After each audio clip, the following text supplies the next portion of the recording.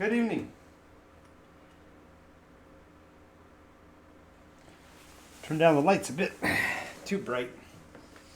Alrighty. Good evening and welcome to Nikos RPG. Our topic tonight is going to be what is an RPG, and we are going to be speaking this as an introductory subject but also as a relatively deep subject. So I anticipate this will take at least the full hour of our first hour of the show. And of course, the show will continue as long as there are viewers that have questions and want to continue it. So it could be 2 hours or more. We have not yet had a show of that length, but I'm always hopeful. At any rate, we are going to be discussing this topic of what is an RPG. So let's go ahead and move over to our main channel, having done our introductions. If you like what you see, of course, feel free to follow us on Nikos RPG and Twitch, and also be watching for our videos to be releasing on YouTube over the next couple of weeks. Alrighty, so this is the show called Creative Differences. This is where what I am presenting may be at odds with other people in the games business, and indeed your game master or your own opinion may run counter to mine, and that's perfectly okay, because in the realm of creativity and role-playing, there are no wrong answers, although you could be wrong.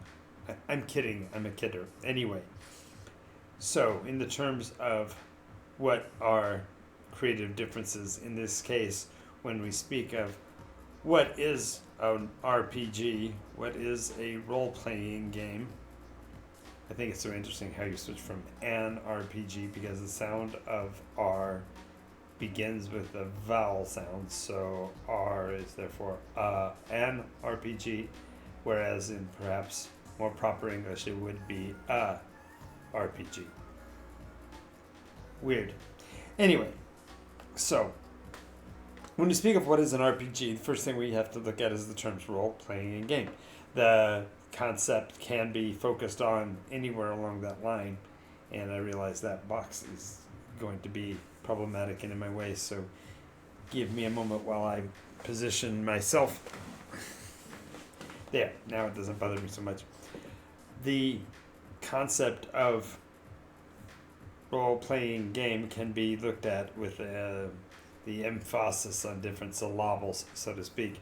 So we're going to speak about it as what is a game first, and we've talked about this at length several different times, and in my estimation, a game is any social interaction between two or more individuals wherein the mind of each player engages the other in real time over that duration, and a resolution is concluded during the action of that game.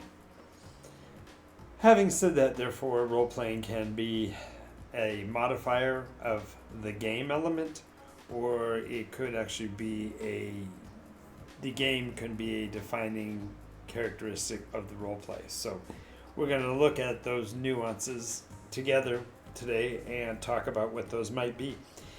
And to start with, the very concept of role-playing games is very broad historically and culturally. The concept of utilizing role-playing in order to resolve social interaction and social conflict goes back decades. The idea that how someone interacts in play is different from the way they interact in real life does have bearing, but it also is a minor consideration when the person who is involved in the role-playing is aware of its lack of relative significance and sees it only in the perspective of the actual play period. With that reality, let me ask you this. If you are a viewer and you are considering what is role-playing, what is your definition?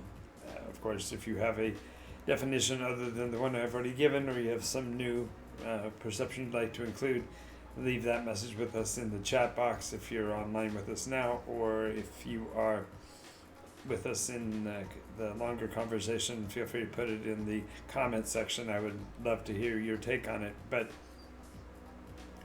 when I speak, therefore, of role-playing games, there the nuance between the two primary ways of looking at it really do have bearing in terms of how those are experienced by the players. So, in the first case of it being a game that is modified by the term role playing, then the game mechanics, the game structure becomes paramount because that is really what you're doing, and the role playing is only modifying the outcome. So, if it is a standard classic role playing game like Dungeons and Dragons or one of the other bigger titles, then the concept of playing the mechanics of the game is higher priority and therefore needs to be mechanically accepted by all the participants as paramount and necessary for it. Whereas if it's the other perspective, then the role play becomes the priority and the game mechanic only is a tool in the service of that role play. So, got to give you an example. If we're looking at, for example, a conflict as simple as a fight scene, then the mechanical positioning of each combatant at the beginning of the battle is absolutely crucial, and specifically measured out distances become basically essential to the gameplay of the first example. You have to know how many spaces you are away, what your move rate is, what the move rate of your opponent is, the initiative in terms of who's moving first, who's moving second, and so on. The type of weapon you're bearing, the type of damage that you're able to convey, the all of the different nuanced mechanics that provide modifiers to the attack rolls are absolutely essential. And it almost becomes sacrosanct to follow the rules as written, book, chapter, verse, line by line, to make sure that the conflict comes out as true to the mechanical aspects of the game as possible, because this way we are establishing that the truth of the game is inherent in the gameplay mechanism itself and not the basis of favoritism or politicization by either group or by modifying the numbers arbitrarily to produce a specific outcome. Specific income. Wow, there's a Freudian slip in there someplace. But the essence of the game as being paramount to the role-playing aspect of it really is critical. And there are a lot of people who play role-playing games with that specific intent. And to most of them, I would merely apologize because the game elements to which they are owing allegiance to me are fundamentally soulless and have nothing to do with the direction and flow and even balance of the engagement. The players are enslaving themselves to an outcome based on pure cut specific numeric values that don't carry with them any forgiveness, any opportunity for differentiation in game. I know sometimes I pontificate and I don't mean to do so. Let me try to restate that in a much more succinct way. Role-playing games, if they are focused on the game aspect, are more about the numbers involved with the game than they are with the flavor or intent of the story. And that numerical emphasis does drag down the nuance of play and the nuance of role-playing, in particular by downplaying the interactions between the players and forcing them instead to be pushed onto die rolls instead. That doesn't mean that role-playing games don't have important die rolling mechanisms. It just means that the basis of determining an outcome of an interaction by which person rolled which dice at what time, rather than the very reasons for those rolls, defeats the very purpose of role-playing. Having said that, I am not opposed to having a role-playing game where the dice become the important part. As a matter of fact, there are times when it's just a hoot of fun to monster bash to drive models off of a table. As a matter of fact, I have a very good friend whose objective in playing role-play games is literally that, to put up and knock down every possible monster that you can over the period of time that you're playing. By playing by the mechanical rules and making sure everybody gets the right number of attacks and such like.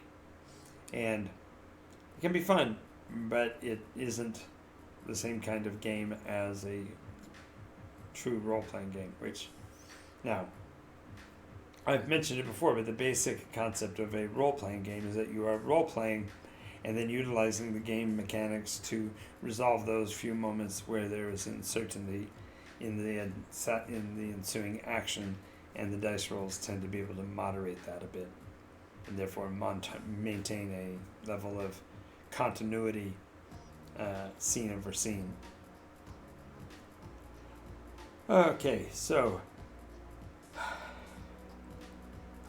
it took me perhaps a lot less time than I thought it would, but then again, we don't have a interactive conversation yet going. I am Jonathan Alvin, and this is Nikos RPG. This is meant to be a conversational channel wherein I anticipate you as the viewers will interact with me, ask me questions, offer suggestions, and interact so that we can progress the very concept of role-playing games. In this channel, I know the majority of persons that run role-play games are doing so to achieve a following in terms of viewers, and I know that viewers come to this channel specifically to watch role-playing games play out, but I realize that I'm therefore the odd man out in terms of intent and purpose. I have an audience, I have people who participate in the games that I run on a regular basis, and I don't I'm not advocating for the creation of yet another group online to draw you to view, but what I am trying to do is create a situation where I'm able to get feedback from you in terms of what kinds of information you would like to gather, what kind of help I can provide in terms of making your game sessions more enjoyable, more interactive, just in general more than they are. So asking the question, what is an RPG? Let me ask it back to you. What to you constitutes an RPG? Is it the interaction of skills versus base abilities? Is it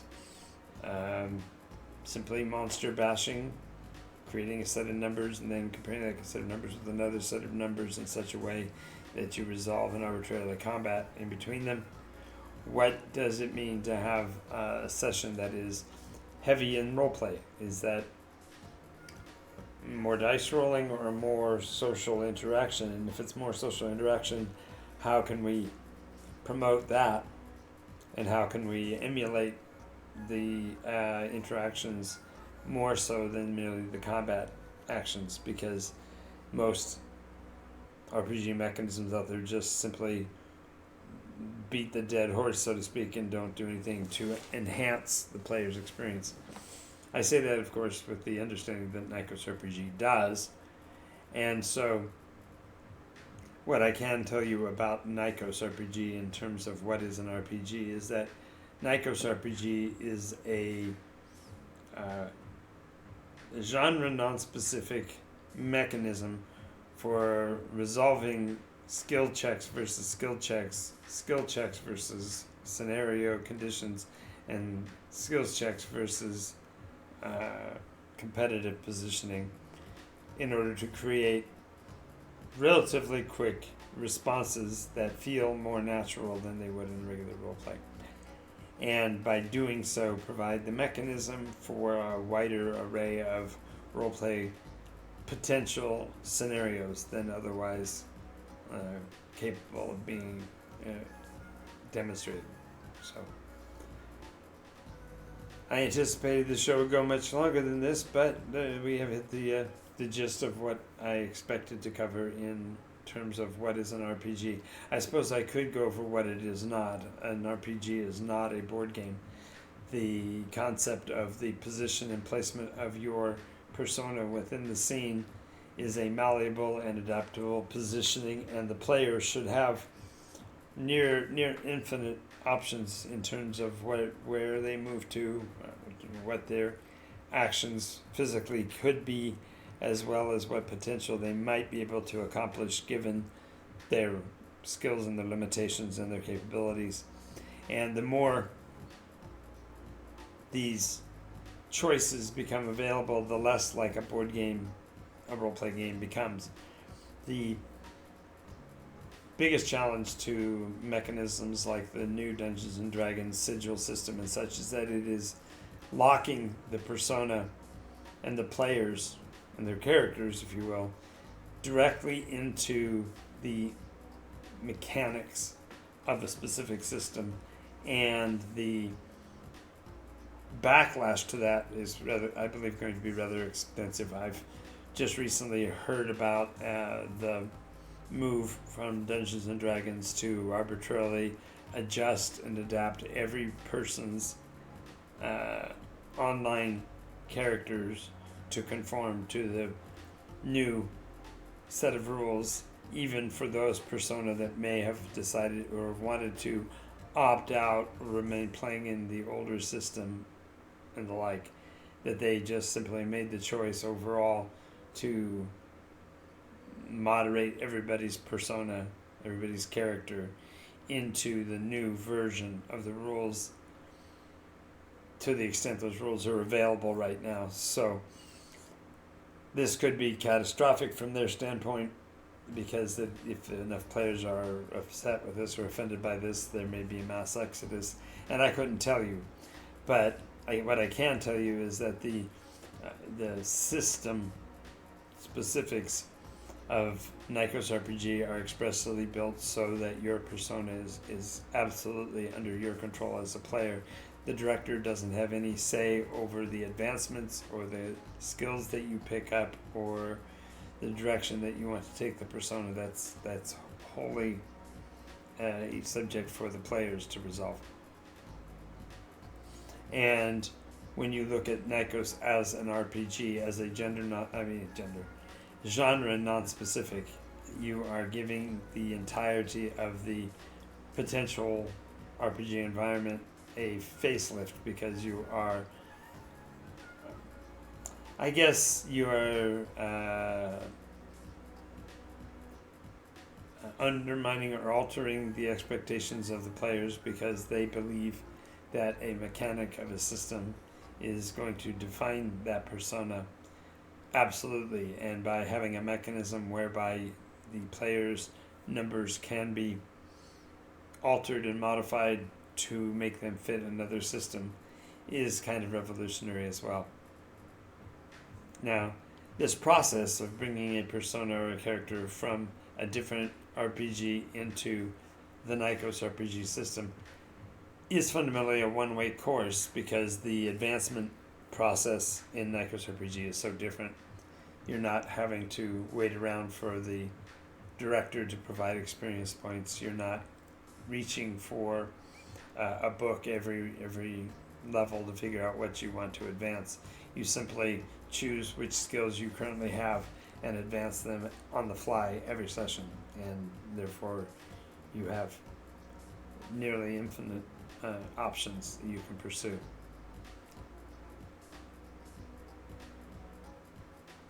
Therefore, when we are talking about what is an RPG, the Nikos RPG mechanism is an RPG that the system literally gets out of the way, and the play of the game is what matters.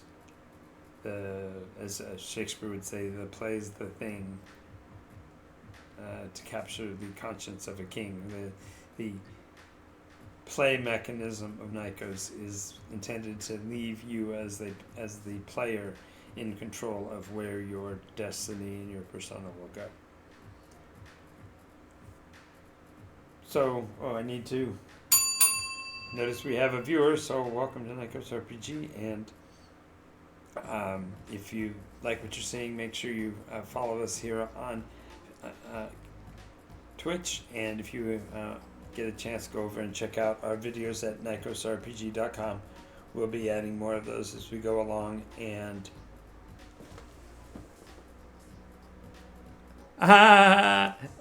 it is somebody new, Mr. Lanternus. You are new to the show. Welcome back. Glad to have you with us.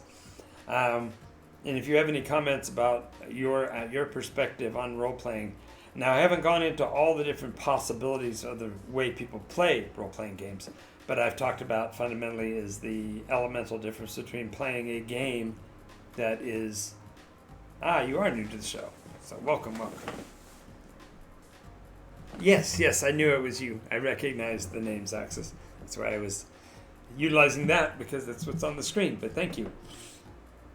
The question that we're covering, the creative differences here, are in the term RPG, because there are so many different ways to look at it. And so far I've only really discussed the two binary position. The one where role-playing game is a game that includes role-play in it, and the other concept, which is more Nikos-like, which is that you are role-playing and the game mechanism is the delivery device for it. But when we talk about role-playing, we also have to take into account the motives that your players have when they come to play, because their interpretation may be even wider. So I've had players whose goal or objective is to see what they can or can't do in terms of the concept of you only live once. You're in a role-playing game.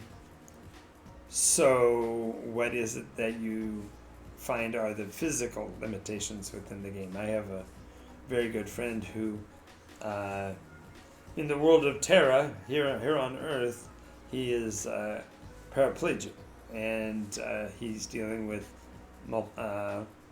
muscular dystrophy, I believe, is his primary challenge, or MS. I always get MS and MD kind of confused, but multiple sclerosis is damage to the spinal cord that causes inability to use muscles, and muscular dystrophy is actually a wasting disease of the muscles themselves. So I believe his is MS, but it really doesn't matter. The issue is that he is paraplegic. He can't physically get up and run. And so one of the joys for him is that in role-playing games, he actually can get up out of his chair and go and do things. He can be a gymnast or a ranger, or maybe he's got horsemanship or whatever. There's all these things that he can do that are not possible for him on Terra, and so therefore his existence here on Terra is advanced by his ability to live in the fictional world of Nikos. And so he plays, at least to some level, for a level of escapism, a level of YOLOism. You get to live someplace and do something that you can't do in this world. And to a minor sense, most of us can kind of identify with this, because there are a lot of things that we can't do, a lot of things we can't know. These desires for something beyond what we have are really what drive a role-playing game. And that goes all the way back to our childhood, when we played cops and robbers or astronauts or whatever. Those were all us emulating into possible realms of adulthood that we didn't know what we could do or didn't know what we wanted to do, and so we looked for these releases, these triggers, so that we could at least experience vicariously in that moment of play those conditions to think about what it would be like to be aboard a starship and have to worry about what was going on outside in the atmosphere. Or even simply things like playing burning hot lava and trying not to touch the floor as we move from place to place, either by pillows or blankets or whatever the mechanism was that we were using. These concepts gave us the opportunity to experience the realities of life in a new way, or in ways that we hadn't considered. And there are people that play role play games that way. They literally don't know what's possible in the world. They don't know what the environment is like and what the outcome would be. And in some ways, I suppose it's like when you're a child and you don't know whether or not the fire on the switch on the electric oven is serious, that you will burn yourself, or if that's, you don't know, will that actually work? And of course, parents tell you don't touch the button, don't touch the grill. Part of you still wants to experience it. So by having a role play analog for that, you're able to experience numerically by some number what that pain might represent without actually hurting yourself. And there's an aspect of that in role playing that you are just simply, I wanted to see whether or not I could jump off the bridge and land on the other side or not, and not die in the process. Or I want to dive into the water, but I don't know whether I'll face plant or whether I'll enter the water safely. All these different things that happen in a role play game are just ways of testing those kind of things, and that is one way to play. It's not necessarily helpful for the storyline. It's not necessarily helpful for the advancement of your persona. It may not even make sense in terms of the way your character was built, but in terms of what pleases you as player, that's certainly one way to do it. Of course, that may not be the only one, and that's why we're kind of having a discussion about what is a role-playing game, because to someone else, a role-playing game is, yes, an exploration of the world, but it's to see, can other people be convinced? Can you change the world? Can you alter the reality? And I think this is where one of the most effective and most powerful tools of role-playing is that the individual can change, if nothing else, themselves over time by realizing what they are involved with in their lives and interacting with it in a new way within role play, just to see how the outcomes change, and therefore discover what might be a new way to role play, or what might be a new process for handling a situation. The more abstract your role play game is, the further off the track of what is normally possible changes the, of course, perspective. And so a role-playing game that's in a gee whiz environment that's already considerably different from our own, the less likely what you do in a role-playing game can be directly attributable to the changes that we might make in reality. But even if that's the case, the nuance of role-playing, it can actually be more specifically associated with what you may or may not do in real life, if that's your focus in role-playing.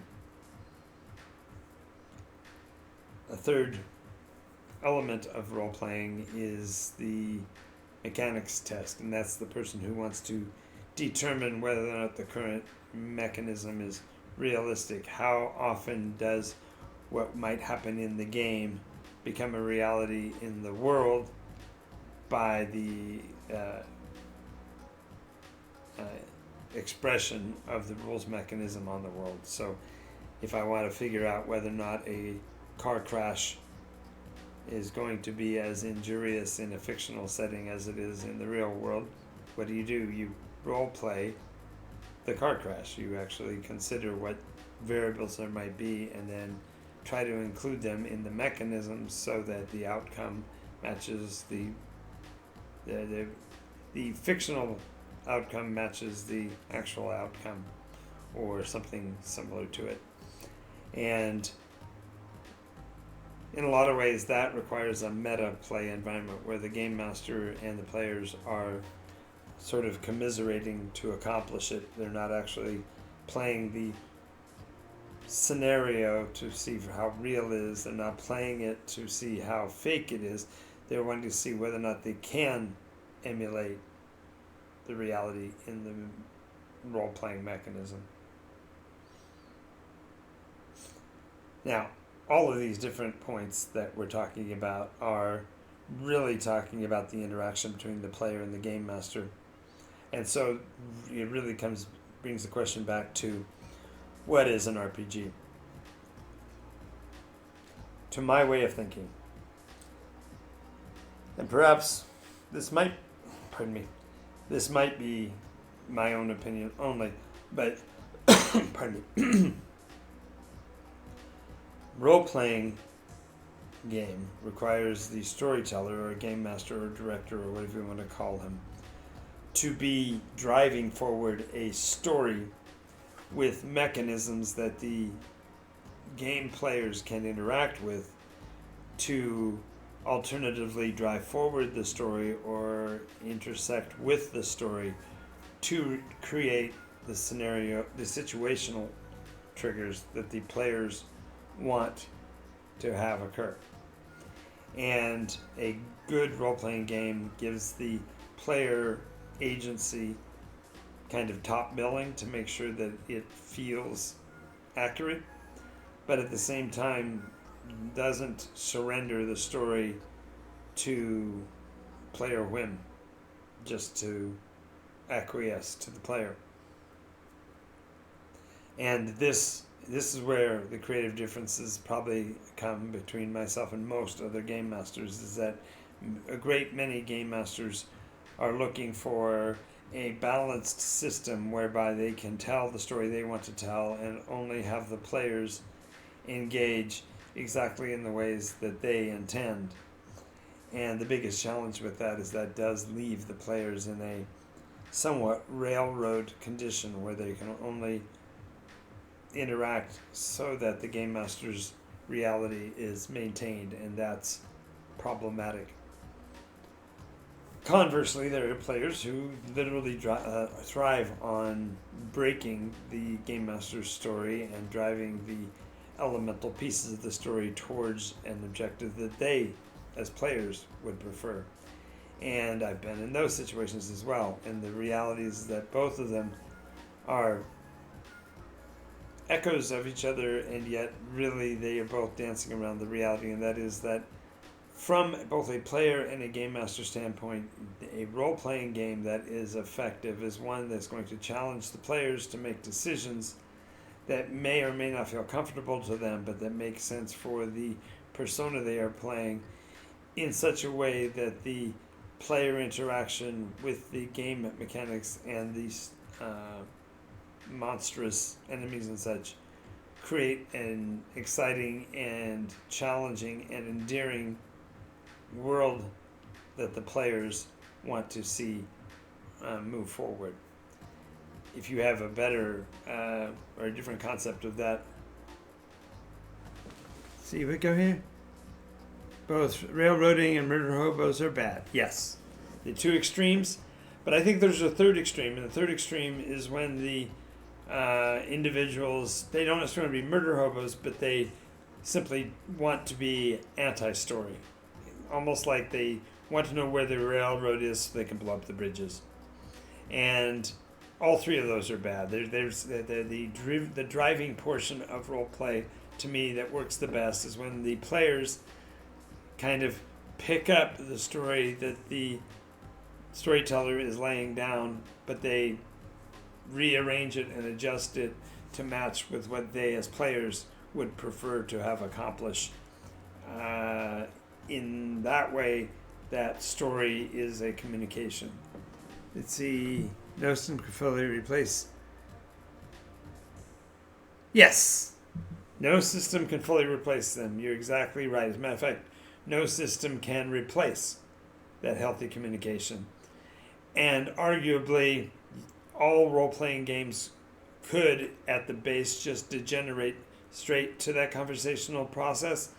But the challenge with that is that if there is a difficulty in conveying how much the universe, so to speak, the rest of the world would accept those pieces. And so the concept of a dice mechanism that lets the players validate their claims to the universe by having them play out in the game are really that's really what the sweet spot of a role-playing system is, that the players use the system to validate what they're trying to collectively say in such a way that that both sides can say, yep, the rules have validated that very interesting scene to make it the most logical and the most enjoyable scene. So, yes, I totally agree with you, Saxus, about that. The player aspect, I think, of an RPG is that the player taking on the role, whether it be a persona in the case of Nikos or a character in the case of most other role-playing games, the development of that persona into the background that the player brings to the table has to make sense, has to feel right. And there are a lot of times that I've seen people create persona that literally make no sense. They have looked at the game in terms of its gameplay mechanism, using that first definition, that it's a game that manifests role-playing. And they have built out the stepped advancement of their persona to the point where they know when a character is going to switch classes, when they're going to pick up new skills, when they're going to change their allegiances, because they know that they want to accomplish some, I guess they call it optimization pathway. And that, to me, that process of building towards that pathway, if it was not communicated with the game master along the way, is where we run into problems. Because the storyteller's aspect in this really has to be an inclusion of the players and their wishes. And when the players sort of ambush the director by, say, hard right turn on their persona development, and all of a sudden they are playing a different class than they were before with no real justification in story for how that came to be, is itself problematic and really should be avoided. This position can be seen as adversarial because a player can have an agenda that has not been revealed to the storyteller and can be played through just perfectly fine if the player is willing to adjust and modify the storyline he wants to pursue so that it makes sense.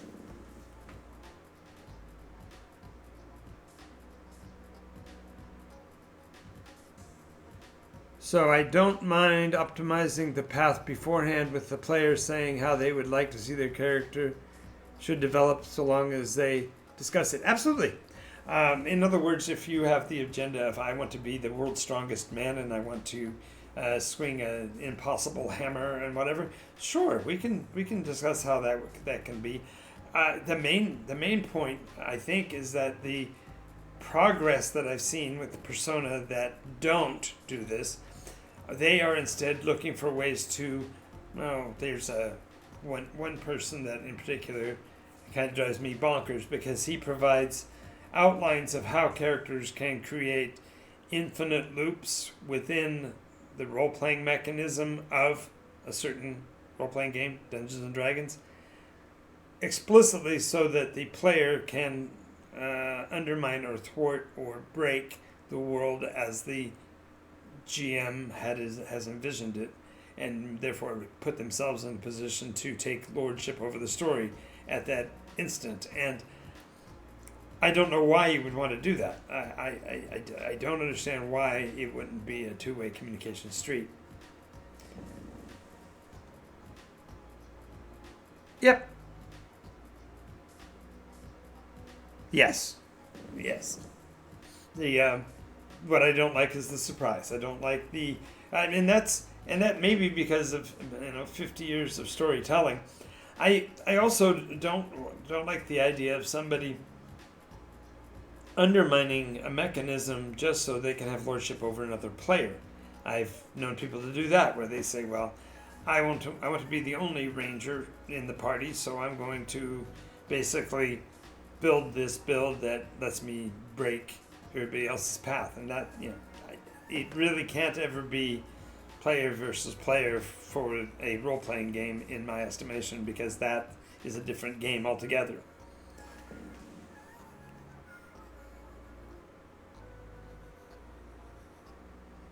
Oh yeah, exactly.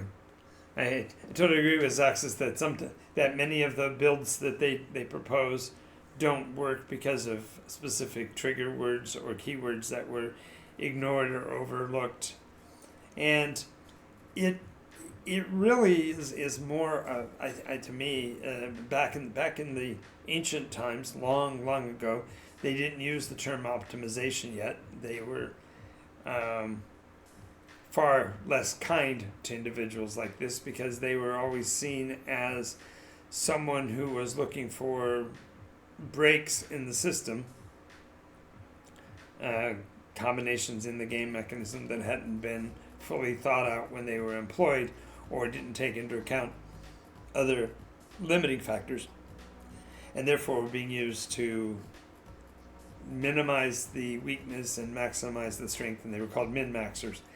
And the world itself was kind of in a place where even game masters could get accused of min-maxing if what they were looking for was ways to do the gotcha, so to speak.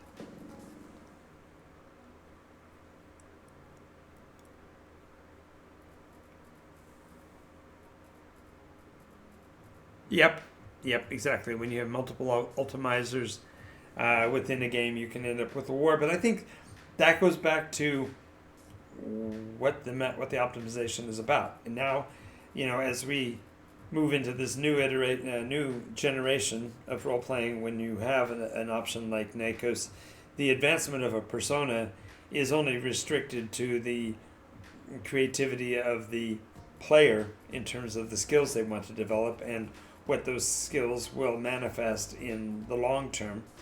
And again, it's a communication process. If the game master is aware of where you're going and the skills that you want to build are at least there's a pathway to them, then there's no question of the infinite possibilities that a player can engage with. I have a person in one of my games who built exactly one character while I was watching, and the numbers were staggering. They have only one stat below a 50. I watched the die rolls, they were legitimate, but that persona numerically is fundamentally superior to just about anybody else in terms of their flat skills.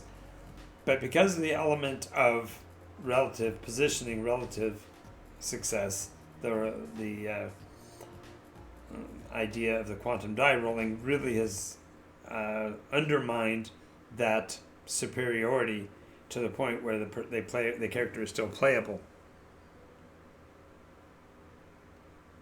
Yes, and Munchkins do ignore the rules that cause their system to break. Yep, that's true. That's true. They mentioned that Zaxis mentions the fact that an optimizer and a munchkin and a min-maxer are really three different things, and I get that. I get that. And to someone who's brand new to this channel and brand new to role playing, that may cause some confusion. But the mention the Zaxis made about the differences between them is true. Fundamentally, as long as the communication is open between the players and between the players and the director, none of them really should cause problems if the role-playing mechanism has enough outs. I think that's really kind of critical. With Nikos RPG, there are maximums and minimums to skills, and generally, well, minimums are always whatever your core value is, so they're never zero. But the maximums that you can reach are literally 95 out of 100, and that's only to leave in the 5% of conditions that are statistically significant. And in the relative term of role playing, a 5 in 100 is still a significantly interesting value to hold weight, even though it's, mechanically your actual chance of failure arguably could be even lower, but it would make the game far less interesting because there wouldn't be those statistically significant occurrences in game. So we sort of hand wave that, I suppose. The element of role playing to me that makes the difference is the matter of heart. That the person playing in the story is involved in the story and has a vested interest in the direction that it goes. He doesn't necessarily have to have the optimal good guy position. He doesn't have to be only trying to, quote, succeed. He can, for example, be hopeful that the plans fall through and the good guys fail. But the advancement within game fundamentally just can't be a surprise for the storyteller. It's got to be included in the conversational process in order for it to be useful and fun. If your whole point in playing is to play the gotcha card on anybody, it may be problematic. Let's see. Munchkins ignore those little rules that make their bubble actually not work. Min-maxers just pick up things that are with no regards to how the character could have got it. Yep, you got it. You've nailed the description fairly well.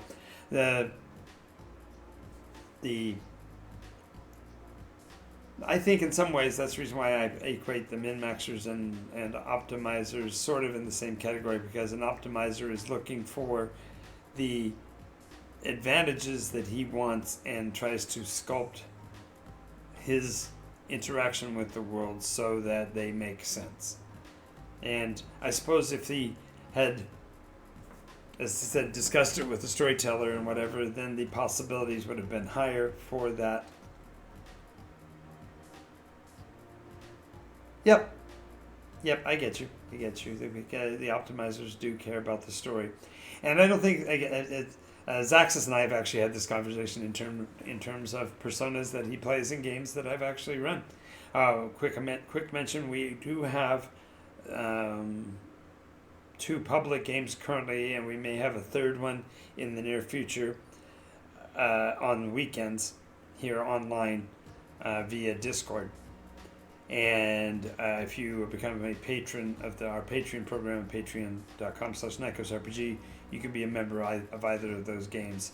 They occur Saturdays at 9 a.m. and Sundays at 1 p.m. Those are the only 2 current online games that are open. I do have other game sessions, but those are the only 2 that are currently open for new participants, and particularly individuals that find us through the Twitch channel. So,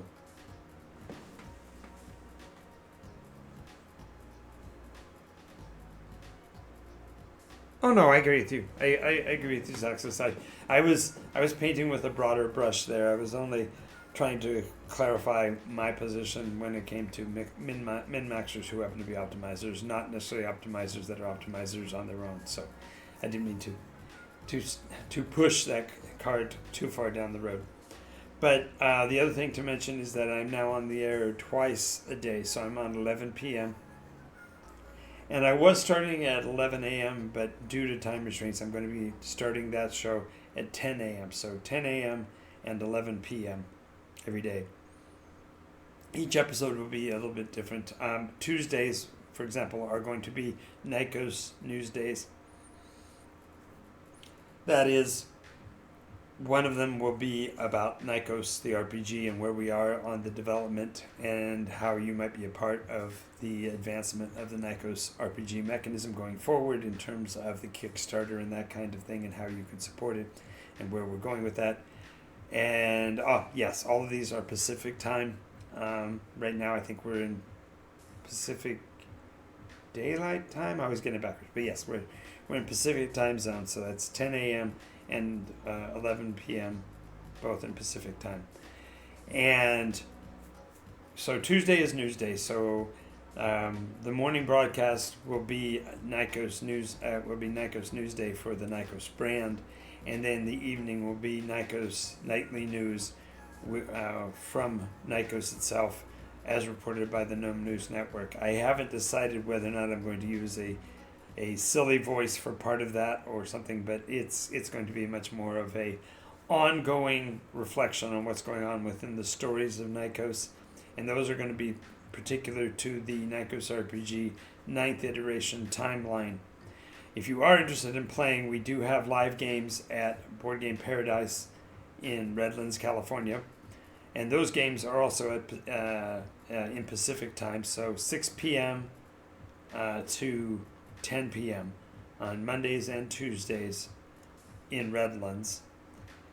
Those are in the Nikos RPG 9th iteration timeline. They are contiguous and contemporaneous, so they are not played in the same location, but they are played in the same timeline and covering the same time frame. So they often will have crisscrosses, and we've even had some episodes that were crossover, where one entire group came and played with the others. So watch for those. That's Mondays and Tuesdays, and the Nikos Nightly News will cover those stories and any ancillary information that comes from the weekend games, since both Saturday and Sunday games are also in the same time frame. So they are all in the same iteration and time zone. So, having said that, the next thing we need to talk about is the fact that I've had several players ask me about Game Master training and Game Master vetting, and that will be beginning probably in October. And so I will be able to let you know when that will happen. More than likely, that will be Sunday afternoons.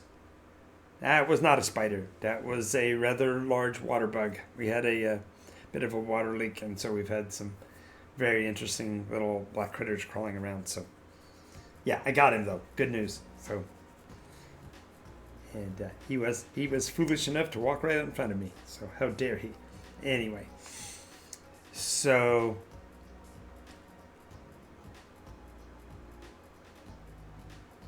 Gosh, we are coming up on the hour mark. I hope that the commercial break in the middle wasn't too onerous. I sometimes forget that they're doing that, and my live channel connection here on Twitch, I utilize their back-end software, and it doesn't flag for me anymore. It used to, but so. In the future, I'll try to remember when those breaks are and give a couple of extra minutes or cover the information again. But we are coming up on the hour. If there are any questions, Axis, that you'd like to have covered, I'll be glad to answer any. Generally speaking, I only have been doing 1 hour for these shows, but I'm sure hoping this has been helpful. And yeah, Twitch has been a great device and mechanism for me in terms of being able to communicate outward. It's unfortunately not quite to the point where I would like to have communication as I am right now as Axis. Let's see. Oh, I understand, and we are at the hour mark, so it's probably a great time to basically end the show. What I'm going to do is I'm going to take a break, and I will come back and kind of open the floor a little bit, and we may have an additional discussion, but I'm going to go ahead and hit the break button and be back in just a minute or so. Thank you again for watching. Greatly appreciate your attendance here, And if you are online with us and want to ask any other questions, feel free to do so, and I'll be right back.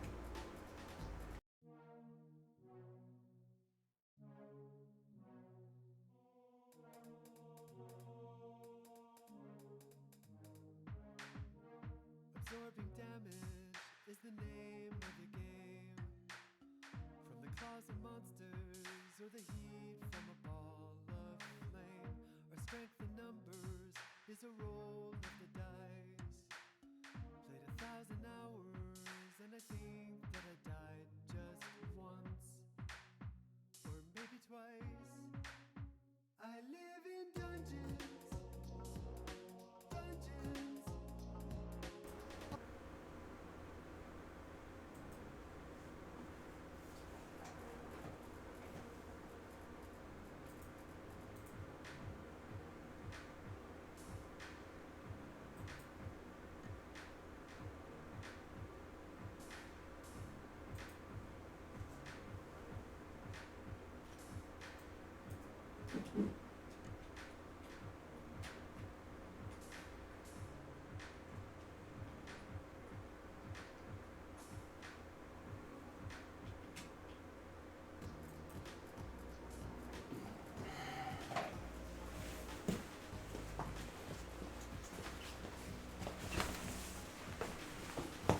Alrighty, I'm back. I had to make a couple of changes, obviously. We're going to make this next hour or so kind of an Ask Me Anything.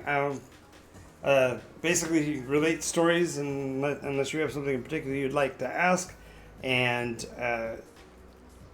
to start with, I'm Jonathan Albin. I've been a game master and storyteller for 50 years. I learned to play Dungeons and Dragons when it was in its infancy, when I was 11, and my game master and the person that introduced me to the game was actually my buddy's grandpa Dave, who ended up being Dave Arneson. My buddy Darren's grandpa was Arneson, and so I learned to play from one of the guys that designed the game way back. And unlike most people who, as they grow up, change, pick up new hobbies and such, and go through the gamut before they come back around, I got involved with role playing right then at the beginning and never stopped. As an average, I've run at least one game session a week for the entirety of my life on this planet, other than those first 11 years. And I've been an advocate for role playing and storytelling for all of it. And the process of role playing to me is absolutely exciting, thrilling, and perfect in terms of providing the community with a way to interact that inoffensive, perhaps a little venting so that you can express a healthy version of violence, because we all do have those. Oh, by the way, I didn't hit the bell. Thank you for being my second viewer. Whoever you are that's on, I love the fact that I've got two. So if we get more videos, I'll be ringing the bell more often as we get more people. So if you have friends that have not seen my videos and are interested, please have them join us as well. Follow us here on Twitch so that you'll be updated whenever we are doing a new video. And we are on, as I mentioned, 10 a.m. and 11 p.m. Monday through Friday Pacific time. And we run live games on the weekends through Discord and may eventually put those out here on Twitch as well. But our focus is more about the social interaction between you, the viewer, and I, the game master, in order to share more information and extend to you the opportunity to learn more about the way this little hobby has evolved. And so in this episode and other episodes like this, we will do Ask Me Anything. So I have dealt with many subjects that are challenging, and I've had heart-wrenching situations as well as fantastic glory days. And just to suffice it to say, with 50 years behind the shield, I have been at every rung of... Oops. Is my phone ringing? No, it is not. So... anyway, so with all of that experience and all these different things, there are tons of stories I could tell you. So I can let's start when I was 11 and I was a game master. So those of you that have read Lord of the Rings and The Hobbit know a thing or two about the species known as the hobbits. And when I first started playing, I was drawn to that species as my first character, specifically because I had a really high dexterity. And I had just, only weeks before, if I recall correctly, seen the Lord of the Rings Baskin, what is it, Rankin Bass version of the Lord of the Rings. And immediately fell for The Hobbit. Now, I had read the book probably 3 years before, but the animated version really so identified what a halfling, what a hobbit looked like, that the Harfoot was a shoe-in, no pun intended, or shoeless in, I suppose, for me as a player. And so my initial forays into being a game master were very much colored by those stories in The Hobbit in particular. And so what I find fascinating really is that I didn't know much about the fantasy realms. I had read some fantasy fiction, but not very much at only 11. I had read the classics, Lord of the Rings, and I had read Gothic horror like Dracula, and I had some understanding of kind of the genre of fantasy adventuring, but very little. And my reading ramped up during this period because I wanted to pick up as many of the stones as possible. But those first adventures that I ran were probably the funniest and most colorful. And let me give you one story in particular. When I was playing, I remember we were accosted in one encounter by what the game master referred to as footpads. And if you've heard this story, I apologize. It's still one of my favorites, and I'll tell it again and again, so get used to it. But the term footpad was an alien term to me. I had no contextual reason to think that a footpad was actually a second level thief, I think is what it was, according to the player's handbook back then, because the player's handbook hadn't been released yet. And I certainly didn't have a copy, because this was before the book was published. Anyway, we ran into footpads. Now, again, for context, in 1974, one of the very, very popular items that existed in the real world were hippie footprints. They were basically anywhere from this size down to, 2 inches, inch and a half in length footprint, toes attached to the foot by little, thin lines, but the footprint itself was cut out of and printed out of basically vinyl plastic with fur attached. Now, it was fake fur. It wasn't like it was taking animal skins, but these fake fur footprints were everywhere. You could purchase them in little bubble cubes at bubblegum machine racks at the grocery store, and they would roll out, and then you had sticky back, and you pull the sticker back off of them and place them wherever you wanted to, and now you've got a footprint that is black and furry, or green and furry, or bright yellow, neon and furry. And the thing is that didn't have an actual name. I guess they called them hippie footprints, but the point is that it was indicative of the hippie culture, which was really a buzzword in that time frame. So these footprints, in my head, the footpads were physical manifestations of living versions of these footprints. Why did I come to this conclusion? Well, let me give you the explanation for how they interacted with us, and you'll see why I might have done this as an 11-year-old kid. First off, I didn't know that a footpad was also a name for a rogue. I didn't have that as an idea at all, that a second level thief might be actually called something other than thief. And it wouldn't be for another 2 years before the books came out that I actually learned this, but the footpaths, as described, followed us by night.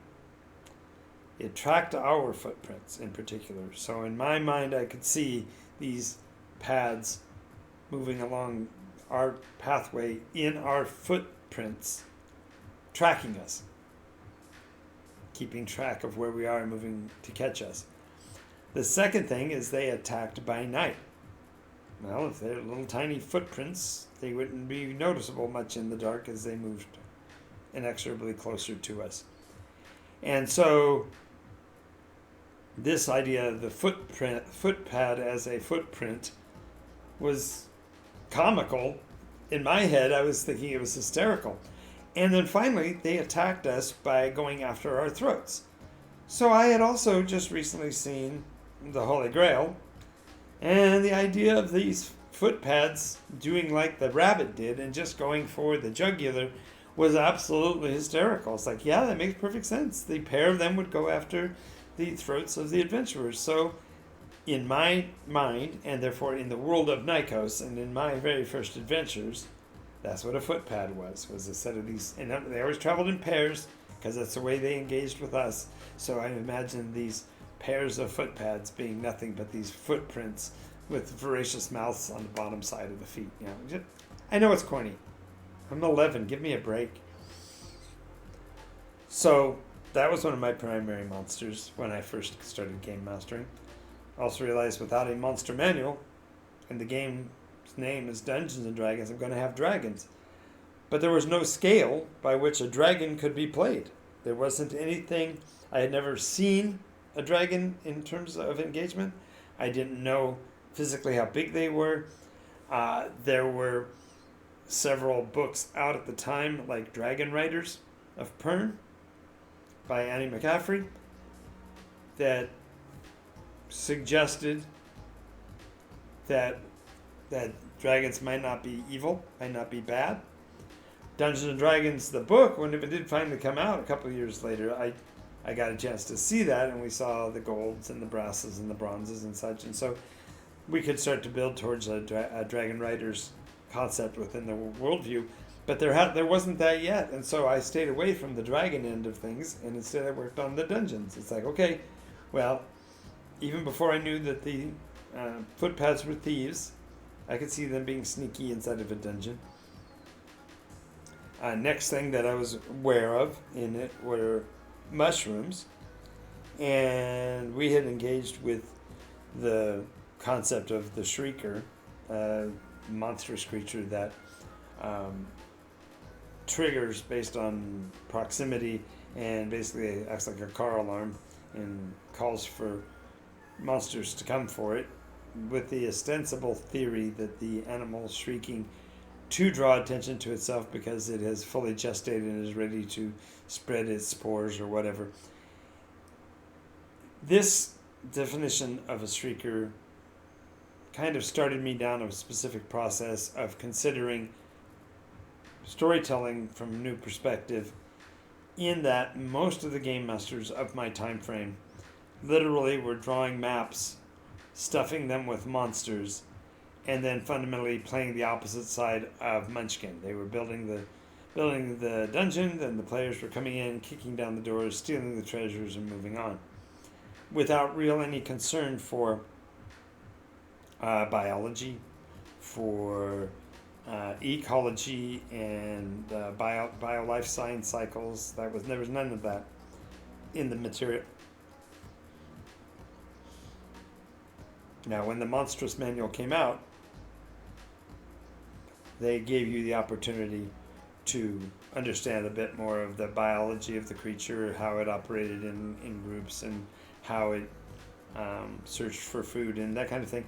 But really, until the Monster Manual came out, the game masters were just, like I said, drawing maps and stuffing monsters. And as players became more sophisticated, the definition of what they were became different. So I had the Shrieker, and understand a little bit about the biology of them.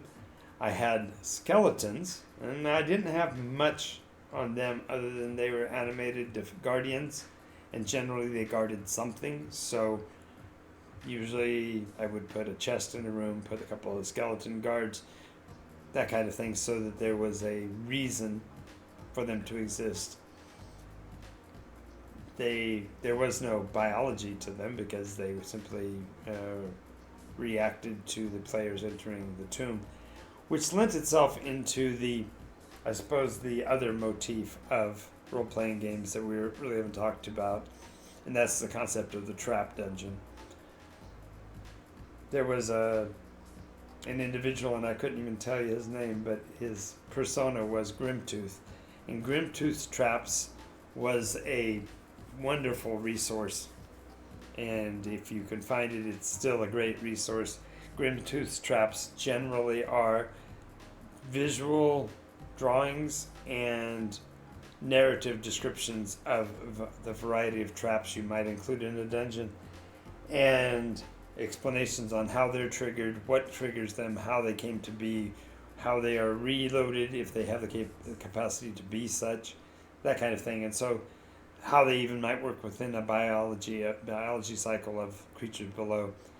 Masterful stuff. But Grimtooth led me to create a considerable number of what players would later call killer dungeons, places where the traps were built specifically to punish players who showed bad form or were unethical or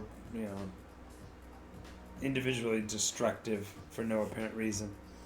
And so people thought of that as lethal dungeons, but this is also when the players were still evolving in terms of what they wanted from the game and how they're going to interact. So this Grimtooth only came into my life after I was able to start purchasing the books and such, but nonetheless, if you have an opportunity to look him up, Grimtooth's traps are a great resource as a storyteller. Other than the next kind of creature that I had in numerous events were spiders and other great giant insects. The study of entomology was something that I had already played with as a much younger man. When I was 4 and 5, I was already collecting bugs. I was learning how to capture them in a jar and how to anesthetize them into death without making it painful. It wasn't like I was smashing the bugs. I was actually capturing them and then fundamentally fumigating them in order to collect them. I was learning how to identify them by scientific names and got to really appreciate the nature of the Latin language in terms of the naming of creatures and how they sometimes can convey an even more terrifying reality than standard names. And thus, in the late 1970s, as I was finishing the map of Nikos, one of the biggest challenges was that the Monster Manual had gone into wide distribution, and so all of the players that I knew were generally also game masters as well, or at least played at it. And more importantly, even if they were not game masters, they had read the Player's Handbook and the Monster Manual in particular, and had gotten familiar with every creature, its backstory, the quirks and flaws and susceptibilities and such, to the point where as a game master you were constantly fighting against whether or not the persona of the character should know something, or whether it was just the player who had the information that they shouldn't have but were conveying it to their persona. So rather than fight with them, I simply did I think what may have been unthinkable to most is that in the same time frame as recreating my map so that it was absolutely unique from the world of the fantasy settings of Faerun and such, I was also renaming every monster in the monster manual to a different species name, a different set of quirks and flaws, and different ways of engaging,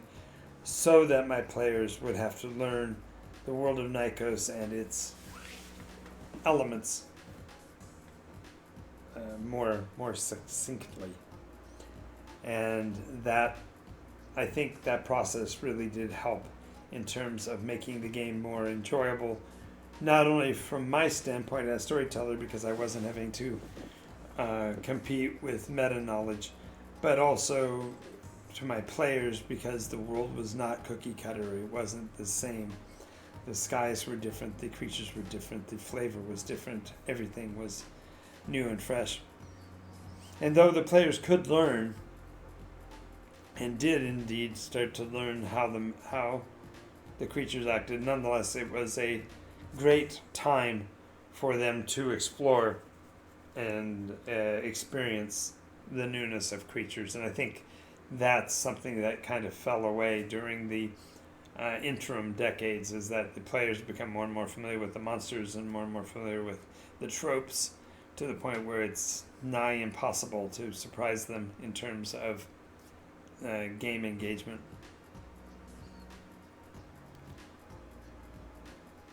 So, spiders, skeletons,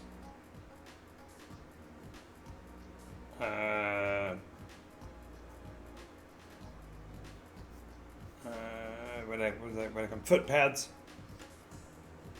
These were all that I had to work with. Of course, Tolkien had orcs, so we added that in, and there was a huge discussions at the time about whether orcs looked as they did in the monster manual, kind of as porcine, pork-like folk, pig-like folk from the original Player's Handbook, or whether they were more prognathic in face and more monstrous as they were in the descriptions given by Lord of the Rings. The variances between them also led to construction of miniatures that would be of both kinds, and so depending on which models you carried, what the orcs might look like, but the concept of them as a non-named, brutal, and monstrous species started and was fomented by the modules and such that they were named in, and the very concept of a creature being unredeemable and unfathomably bad or evil was soon lost historically. There became too many ways in which a species might be. I mean, the directors who were trying to express how these creatures interact with the world began to kind of anthropomorphize them, even in the Rankin Bass Lord of the Rings. The engagement between the street orcs, accompanied with the song "Where There's a Way," humanized them, made them more like people, and therefore harder to murder in large numbers as you would, formerly have done in role-playing games, because they were now becoming more humanized. But skeletons you could bash. Spiders, nobody likes spiders, so bashing spiders is always a good thing. The foot pads as the comedic foot creatures I described before, they're okay to kill, and so on.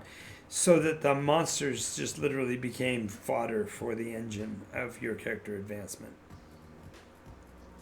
And players were embracing this concept as well. The maps that you built would be traps and cages, and would keep creatures of abominable nature for no apparent reason inside of cages, perhaps mystical, perhaps magical, perhaps just practical. The idea of rust monsters being held in iron cages. Just interesting little nuances that made it make less sense over time. Made it harder and harder to run an event without actually considering the deeper things. And really, as a storyteller and as a game master, that's what was kind of appealing to me, is the more that I created the biospheres for the creatures and an explanation for why they were there. It did in certain cases, as for example in the Drow elves, in the Dark Elves, it gave them a sense of being that took them out of the, no, we can kill them indiscriminately, and put them squarely in the what's their motivation and can they be monitored and altered from that. These kind of discussion points were constantly coming up in game sessions, and over time they became part of the canon. So you have, for example, the Driss novels come out and players suddenly want to play Drow elves, most of them wanting to play a redemption arc as he did. And so therefore the story becomes more dark in terms of how they came to be where they are, but more importantly how they could dig their way out of the negative side of things. I think this also led to the concept that later became canon for almost all Dungeons and Dragons characters, in that you had to build a backstory that had some form of tragedy and loss in it, so that your player could feel the vexation and the terror and the horror that you as an individual in the world sort of were feeling and wanted to be able to manifest. So that emblematic sorrow, emblematic sadness was being baked into the mechanism for role-playing games. It wasn't being demonstrated within the games that I was running because we weren't utilizing the D&D based mechanism at all. We were using our own die rolling and run what you brung kind of situation, so there was no real alteration of that. But nonetheless, I think that that's what led to the manifestation that we currently have of characters with really dark backstories. Now, we are coming up on my half-hour mark, and we still have a single viewer. If you have something you would like to ask, feel free to do so. Otherwise, I may end the show at this point because you're coming up on your next commercial break, and I hate to put you through another commercial. In the meantime, I am Jonathan Albin, and I want to thank you for having been here. I hope that if you like what you're saying, you'll follow the show. If you can, subscribe. We greatly appreciate subscriptions, and that will help us get this show into a much more regular place. And we are recording Mondays through Fridays, 10 a.m. and 11 p.m. And I'll be updating the schedule to show that a little bit later tonight. Until that time, thank you very much for being here, and we will see you at the next show. I'm Jonathan Albin, the Game Market Guru. Have a great night.